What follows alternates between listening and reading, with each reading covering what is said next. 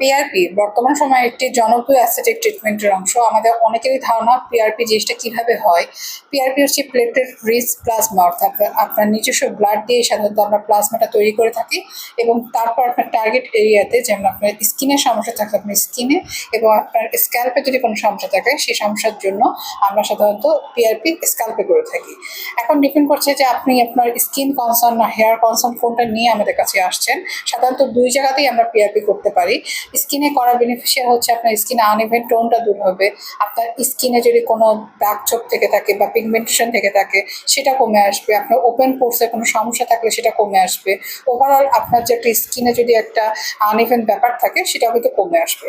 আর স্ক্যাল্পের ক্ষেত্রে যাদের কিনা চুল অনেকটা পড়ে যাচ্ছে, নতুন করে চুল গজাচ্ছে না বা দীর্ঘদিন হয়ে গেছে কোনো এনভায়রনমেন্টাল স্ট্রেসের কারণে চুল পড়ছে, তাদের ক্ষেত্রে কিন্তু পিআরপি দারুণভাবে কাজ করে। অনেক সময় প্রেগনেন্সির পরবর্তীতেও চুল আমাদের হেয়ার ফল হয়ে থাকে, এক্ষেত্রেও কিন্তু খুব ভালো একটা পিআরপি রেজাল্ট আমরা পেয়ে থাকি। আমাদের এই ধরনের সার্ভিসগুলো সাধারণত আমরা দিয়ে থাকি রেলুমেন্স স্কিন কেয়ার অ্যান্ড লেজার এস্থেটিকে।